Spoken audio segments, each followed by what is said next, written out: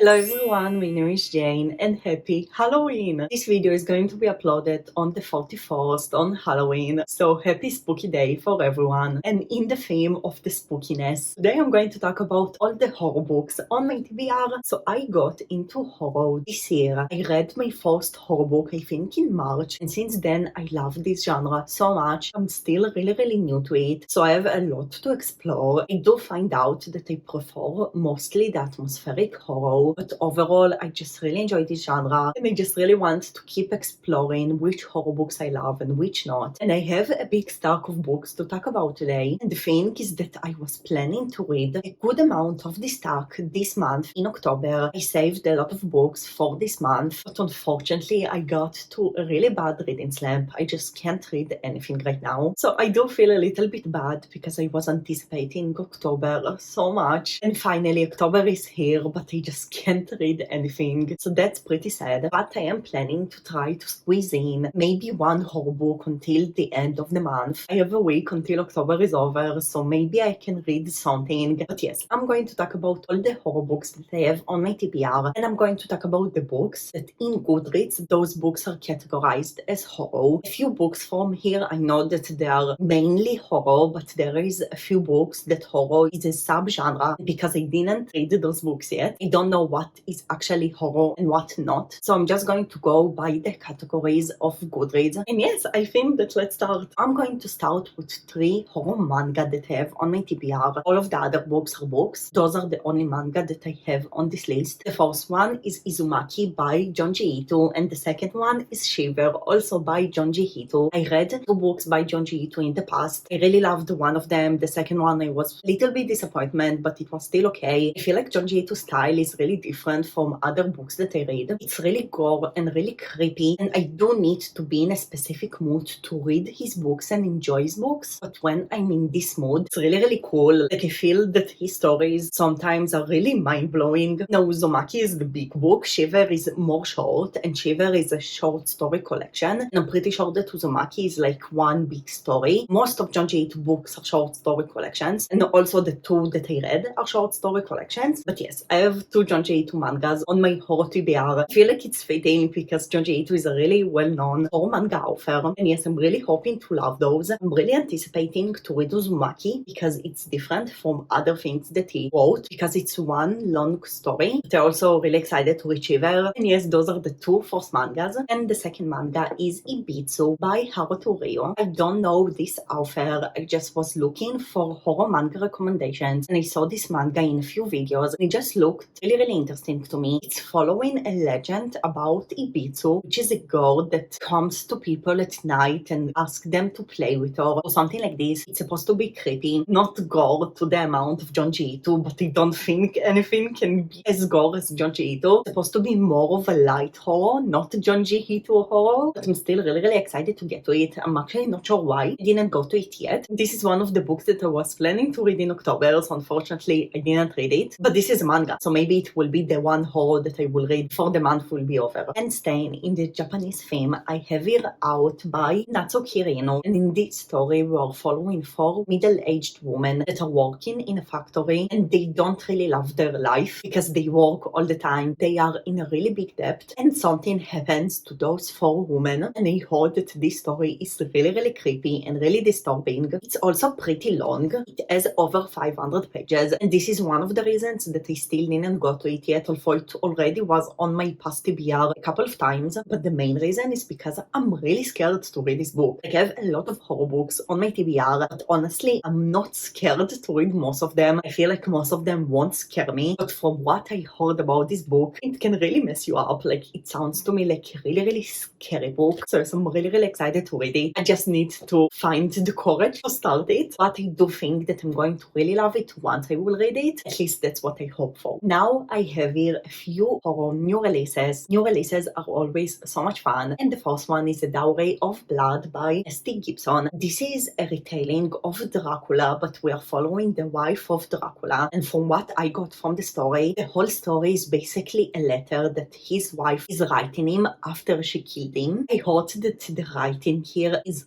really amazing, really poetic, and this is the main reason why I picked this book. Now the thing is that I never read Dracula. I'm not sure if to give Dracula a chance before that. I'm just not really the kind of person who read classics, and I feel like it will be really hard for me to read Dracula because it's just not the things that I read. I know the story of Dracula, so I feel like maybe I will read this book just without reading Dracula, but I'm still debating what to do. So if you read Dracula and if you read Hour of Blood and you have an opinion, please tell me so I will know better what to choose. But yes, I'm really excited for it. It's also really short, like it has 220 pages, really short. And yes, I just hear really good reviews about it. The next book is a YA horror, and this is The Taking of Jake Livingstone by Ryan Doggles. Now, this is another pretty short book. It has also under 250 pages, so that's good. And in this story, we're following a teenager who sees ghosts. All of his life, he always saw ghosts, so this is his story. And in the story, someone that he knows from school is being murdered, and then he sees his ghost. So yes, I'm not sure how creepy it will be because this is a YA horror. I just heard that a lot of people really want to read this book. I really wanted to pick it up and to try myself to see if I love it or not. So yes, another new release. And the next new release is another YA horror, and this is The Dead and the Dark by Courtney Gold. Now, this is one of the books that I'm not sure that the main genre of this story is horror, because initially I thought that this is a thriller, but like in Goodreads, it's categorized as horror. And in this story, we're following a teenager, and this teenager dad is a ghostbuster, and he have a TV show of him catching ghosts, and they are moving to a new town. And in this new town, strange things are starting to happen, and everyone blames them because they are the new family in town. And the main character of the story is supposed to pair with another teenager to realize what is going on. But yes, it sounds to me really cool. I really love those books about isolated towns where everyone knows each other. So it's even more interesting to me to follow a character that this character is the outsider of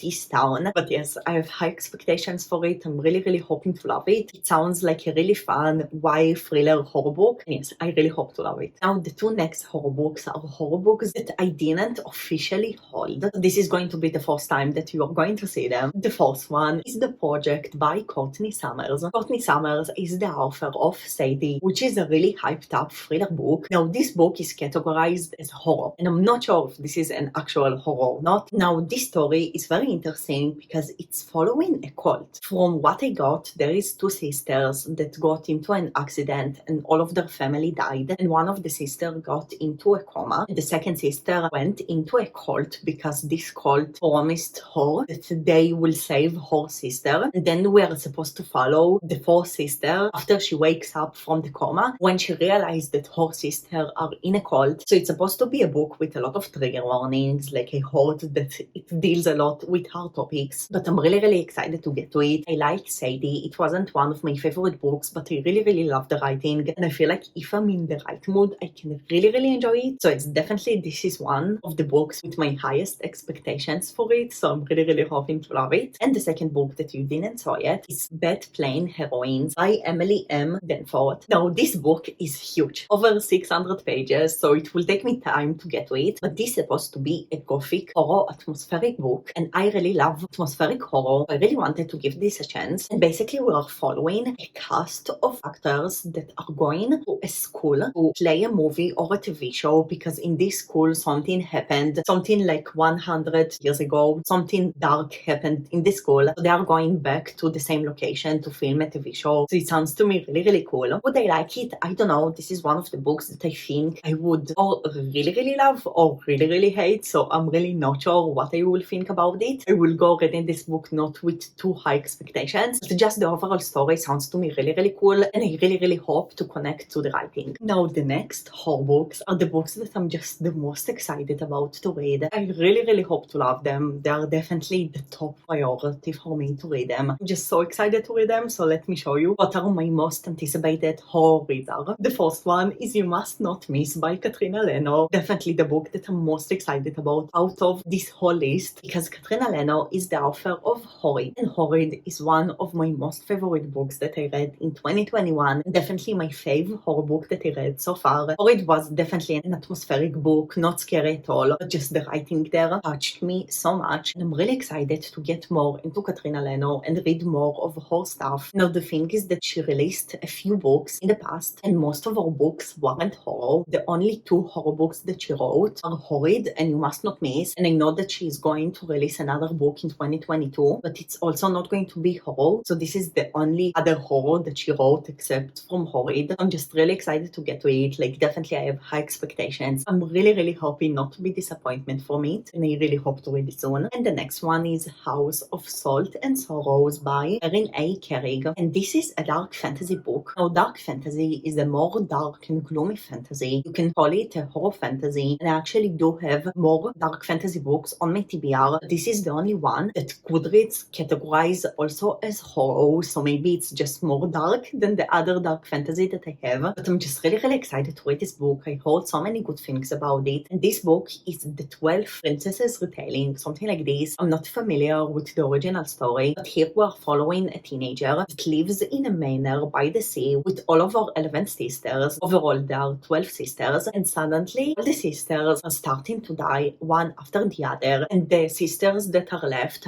in this situation that they don't know which one of them will be the next one. So the main character of the story tries to search and to realize what happens to all of her sisters. And yes, I heard amazing reviews about this book. I'm really excited to read it, and I'm really hoping to love it. And the fourth and the last book in my top 3 most anticipated horror reads is Bunny by Mona Evard. And this is a sorority horror story. We're basically following a sorority in college, and the girls in this sorority are calling each other bunnies. And the thing is that I heard that this story is really weird. Every time that I hear a review about this book, people say that this book is just really weird. So yes, I'm not sure what to expect. It is one of my most anticipated reads, but I'm trying not to go to it with high expectations because some people love it, but some people really hate it because it's so weird. But yes, I'm so excited because it just feels really different from the things that I read, and I'm really intrigued from it. The next book that I have is a dark academia book, and this is Knife House by Lee Bardugo. Now, the thing is that this is another book that I'm not sure how much horror is a main genre in it. I heard a few reviews about this book, and people say that this is dark academia thriller mystery horror, but it always seems like the thriller and the mystery are the main genres, so I'm not sure. But in this story, we're following a teenager who is getting accepted into Yale University, and basically something happens in the start of the story. She is getting into an hospital, and then she is getting the opportunity to go into Yale. But in Yale University, there is a lot of secret societies, and it's just supposed to be really creepy and really cool. And the thing is that also Lee Bardugo actually went to Yale, and you have also a map of all Yale University in the beginning, so it will be really cool to me to see how Yale feels from the eyes of someone who actually went to Yale. So yes, I'm really excited to read it. I hope to get to it soon, and yes, I'm really excited. And the next book is The Southern Book Club's Guide to Slaying Vampires by Grady Hendrix. I actually read another book by Grady Hendrix, and it was The Final Girl Support Group, a new release, and I read it something like 2 months ago, and I rated it 1 star. It was definitely one of the worst books that I read personally for me. Now, I bought it before I read The Final Girl Support Group, so I didn't go to it yet because I'm just really scared not to love it, like to feel the same way, because I really hated The Final Girl Support Group, but it doesn't mean it. I also saw reviews of people really love this book and didn't love this book. Again, I'm not sure. This is basically an historical fiction about a group of women who are starting a book club, and they're telling everyone that this is a romance book club, but this is an actually murder mystery book club or something like this. And because this is an historical fiction, it's weird for women in that time to read those kind of books. So the concept sounds really cool to me. I'm not sure how vampires will go to it, but they will go to it somehow. It just sounds like a really cool book. I'm just really afraid not to love it because past experience, but hopefully it will be the exact opposite of Final Girl Support Group. I will get to it someday. Now, I have 2 books from Stephen King, because how can I do a